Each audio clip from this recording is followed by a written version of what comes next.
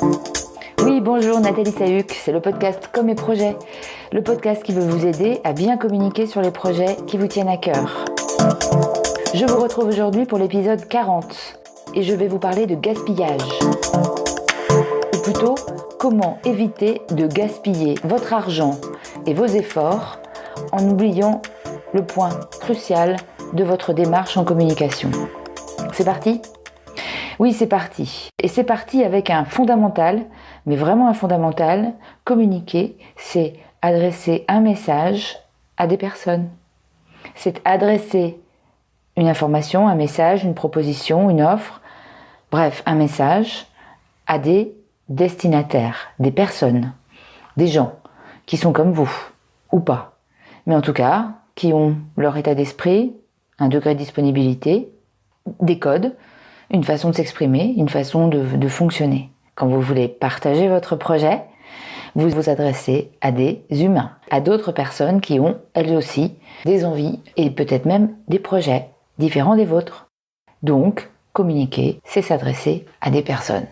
Communiquer, c'est faire un effort pour aller vers ces personnes, faire un exercice d'agilité pour aller et toucher et concerner ces personnes. Vous ne pouvez pas savoir à quel point je rencontre fréquemment des gens qui ont l'envie ou l'idée du siècle, qui veulent communiquer, mais qui ne réfléchissent pas auprès de qui. Je vous assure que c'est vrai. Alors comment ça se fait ? Ça se fait en fait parce que on est enthousiaste par son projet, par le développement de son produit, par la dynamique dans laquelle on est lancé, et on a conscience que il va falloir le dire, mais on ne sait plus trop pourquoi on veut le dire, et on ne sait plus trop auprès de qui et dans quelles circonstances. Mais on est tellement rempli de ce projet, on est tellement rempli de ce message, on est tellement rempli de ce que l'on fait, ce sur quoi on est focus, que du coup, on s'empêche presque de réfléchir à la suite de la communication. Donc on est focus sur l'expéditeur, à peu près sur l'objet du message, mais on oublie complètement l'aval, c'est-à-dire le destinataire et les dispositions à prendre peut-être pour qu'il reçoive ce message.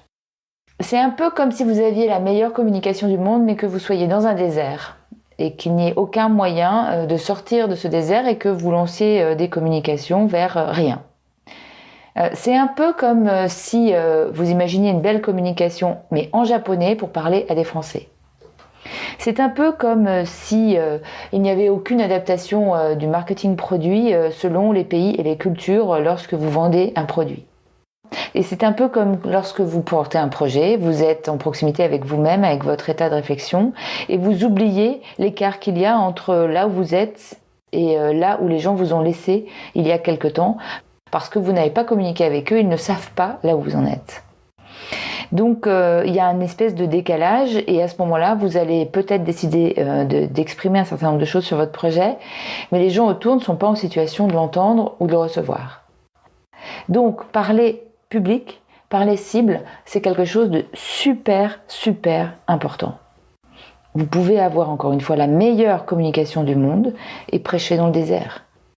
Prêcher dans le désert, c'est le vrai risque de ce que vous pouvez faire si vous ne vous penchez pas sur vos publics et sur les moyens d'être performants par rapport à ceux qu'ils sont. Donc après le positionnement, c'est la deuxième pierre angulaire que je vous propose pour élaborer votre plan de communication. Aucune communication s'il n'y a personne en face, aucune. Alors, qu'est-ce que ça veut dire une fois qu'on a dit ça ? Bien sûr, il y a plusieurs façons de caractériser vos profils, les profils cibles. En marketing, on va parler de ce qu'ils font, ce qu'ils aiment, qu'est-ce qu'ils consomment, et vous comprenez bien que le produit va devoir fitter quelque part avec un besoin ou une circonstance dans lesquelles l'envie ou le besoin est manifeste. Lorsqu'on est sur une logique de communication corporate, d'entreprise, lorsqu'on est dans une logique de communication d'idées, de principes ou d'adhésion, de principes d'adhésion, il est peut-être plus difficile de faire une part d'analyse un peu tangible parce que on ne pourra pas aussi rapidement voir combien de barres chocolatées ont été achetées dans cette localisation de PLV, par exemple. Vous voyez, il n'y aura pas un retour sur le flux de produits achetés. Et du coup, on n'a pas cette analyse fine des publics cibles.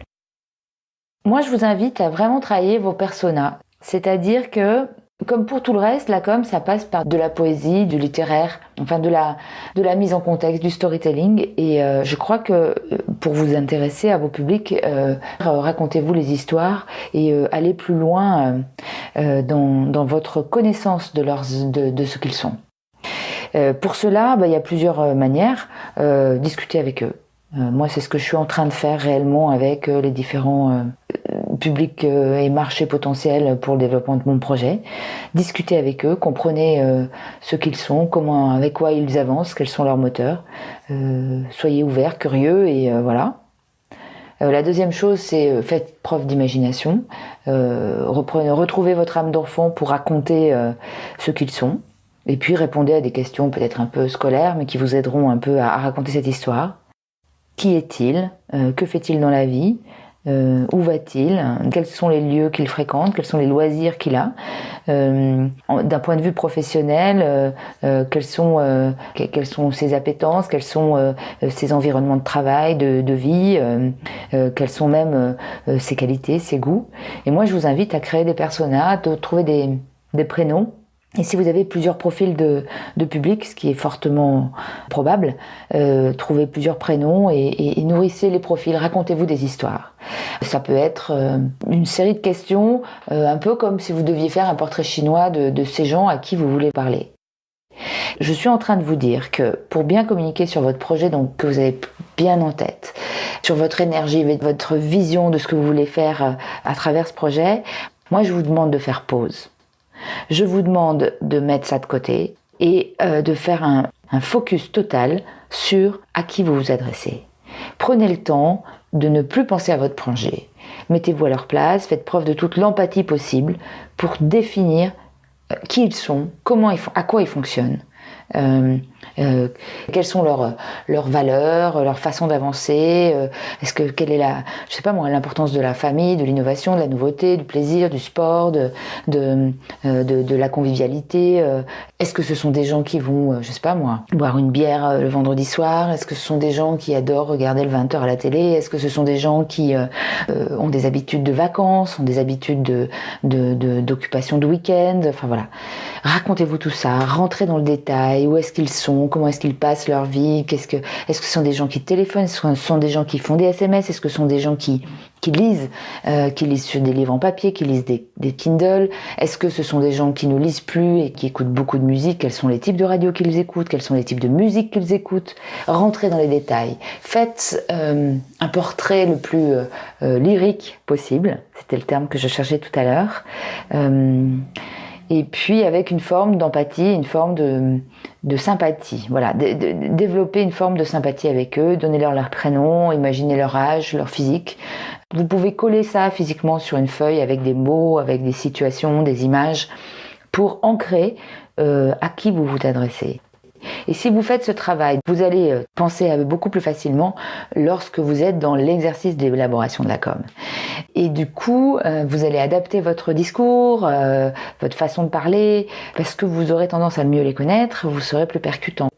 Et puis j'ajoute à ça que quand vous aurez fait ce portrait chinois, il faudra aussi leur donner des qualités, des défauts, des faiblesses, des points forts, des valeurs, et travailler sur leurs craintes. Puisque les craintes et les freins qu'ils peuvent ressentir par rapport à la proposition que vous voulez faire, c'est ce sur quoi vous allez devoir faire avancer beaucoup de vos publics, d'accord ? Mais quand vous avez fait ce travail de persona, les choses se mettent en place beaucoup plus naturellement et vous allez pouvoir, avec une part de votre instinct aussi, développer un plan de communication qui soit juste, opérant. Donc travaillez vos publics et évitez le gaspillage. Et quand je vous parlais de gaspillage, vous aurez compris que la meilleure des campagnes, si elle ne touche pas au cœur les publics que vous souhaitez viser, n'est pas une bonne campagne. Une bonne campagne, c'est celle qui va enclencher une action de participation, d'adhésion, de volonté de contribution.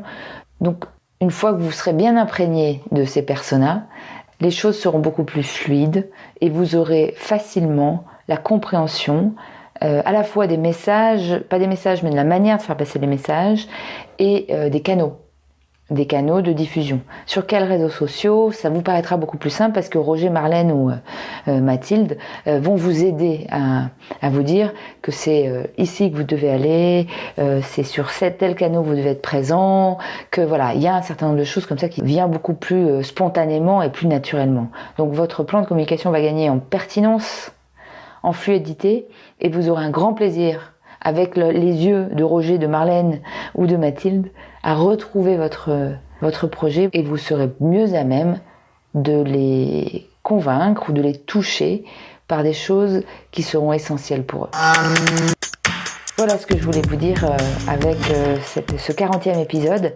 Ce podcast est fini. Si ce n'est pas déjà fait, je vous invite à aller sur iTunes, à vous abonner et à mettre le nombre d'étoiles que vous souhaitez, le plus haut possible bien sûr. Merci à vous en tout cas et je vous dis à très vite. Et puis on continuera à décliner ce plan de communication avec un troisième aspect important. Allez, à bientôt.